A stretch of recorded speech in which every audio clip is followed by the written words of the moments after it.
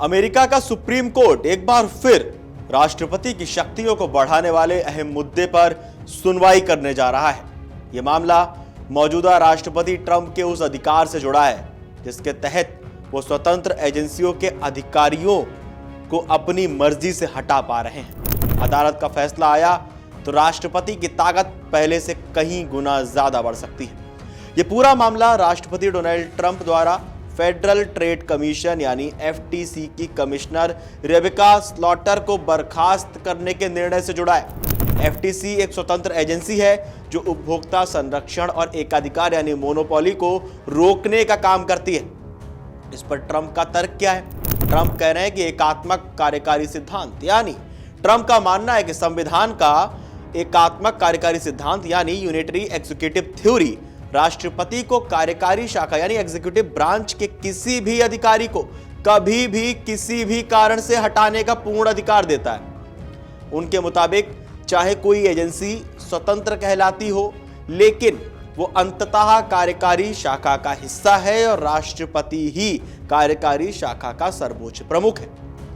इसके पीछे विरोध भी हो रहा है। विरोध का तर्क क्या है एक बार समझते हैं। बर्खास्त अधिकारियों और कानूनविदों का जो तर्क है वो ये है कि कांग्रेस यानी अमेरिकी संसद ने जानबूझकर एफटीसी जैसी एजेंसियों को राजनीतिक हस्तक्षेप से बचाने के लिए स्वतंत्र बनाया था। इन एजेंसियों के प्रमुखों को हटाने के लिए कानूनी सुरक्षा कवच है। इन्हें केवल कदाचार यानी मिसकंडक्ट या लापरवाही यानी नेग्लेक्ट ऑफ ड्यूटी जैसे ठोस कारणों से ही हटाया जा सकता है, ना कि राष्ट्रपति की राजनीतिक इच्छा पर या उनकी मनमर्जी पर। अब यह खतरा क्यों माना जा रहा है? यह मामला सिर्फ एक कमिश्नर की नौकरी का नहीं है बल्कि पूरी अमेरिकी प्रशासन प्रणाली के एक बुनियादी सिद्धांत को चुनौती दे रहा है। स्वतंत्र एजेंसियों का महत्व क्या है? रिपोर्ट्स के मुताबिक अमेरिका में कई एजेंसियां हैं जिन्हें जानबूझकर राष्ट्रपति के सीधे नियंत्रण से दूर रखा गया ताकि वे निष्पक्ष होकर महत्वपूर्ण निर्णय ले सकें। इन्हें अक्सर लोकतंत्र का चौथा स्तंभ फोर्थ ब्रांच ऑफ गवर्नमेंट कहा जाता है यानी फोर्थ पिलर ऑफ डेमोक्रेसी। अब हम फेडरल रिजर्व की बात करें। फेडरल रिजर्व देश की ब्याज दरें तय करता है जो अर्थव्यवस्था को प्रभावित करती है। SEC securities and exchange commission की बात की जाए तो शेयर बाजार को नियंत्रित करता है। FTC बड़ी कंपनियों पर एकाधिकार के लिए कार्रवाई करता है। NLRB national labour relations board जो श्रम विवादों को सुलझाता है अमेरिका में, इनकी स्वतंत्रता सुनिश्चित करती है कि नीतिगत निर्णय राजनीतिक फायदे के बजाय कानून और तथ्य पर आधारित हो। अगर हम इसके इतिहास पे जाएं तो 1935 का एक ऐतिहासिक फैसला है। इस स्वतंत्रता का जो कानूनी आधार है वो 1935 का ऐतिहासिक सुप्रीम कोर्ट फैसला है जिसे Humphrey executor v United States कहा जाता है। इस फैसले में कोर्ट ने स्पष्ट किया था कि राष्ट्रपति स्वतंत्र एजेंसियों के प्रमुखों को अपनी मर्जी से नहीं हटा सकते। यह फैसला लगभग 90 साल से एक सुरक्षा कवच का काम कर रहा है।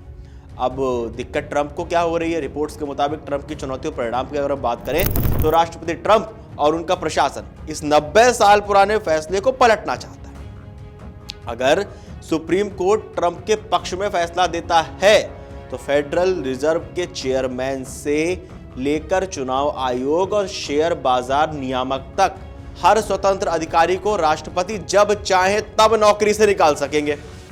इस पे आलोचकों का मानना है कि इससे ये एजेंसियां पूरी तरह से राष्ट्रपति के राजनीतिक एजेंडे के अधीन आ जाएंगी, उनके अंडर आ जाएंगी और इनकी निष्पक्षता खत्म हो जाएगी। अगर हम ताजा स्थिति और आने वाली सुनवाई पे बात करें, चूंकि आज यानी 7 दिसंबर है, राष्ट्रपति ट्रंप ने जनवरी 2025 में सत्ता में आने के बाद से NLRB और CPSC जैसी अन्य स्वतंत्र एजेंसियों के अधिकारियों को भी बर्खास्त करना शुरू कर दिया था।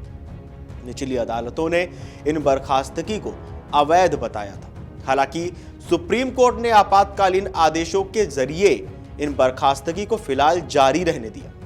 अब सोमवार यानी 8 दिसंबर को होने वाली सुनवाई इस कानूनी विवाद पर अंतिम मोहर लगाएगी।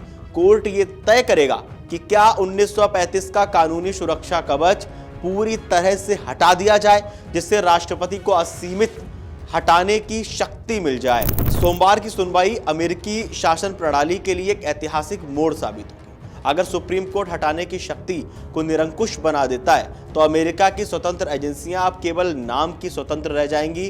वे सीधे राष्ट्रपति के राजनीतिक नियंत्रण में आ जाएंगी, जिससे अमेरिकी लोकतंत्र में शक्ति संतुलन की मूल संरचना खतरे में पड़ सकती है। आप लोगों को क्या लगता है इस पूरे मामले को लेकर अमेरिका में जो होने जा रहा है, राष्ट्रपति डोनाल्ड ट्रंप की जो नीतियां हैं उन पर आप क्या कहना चाहते हैं?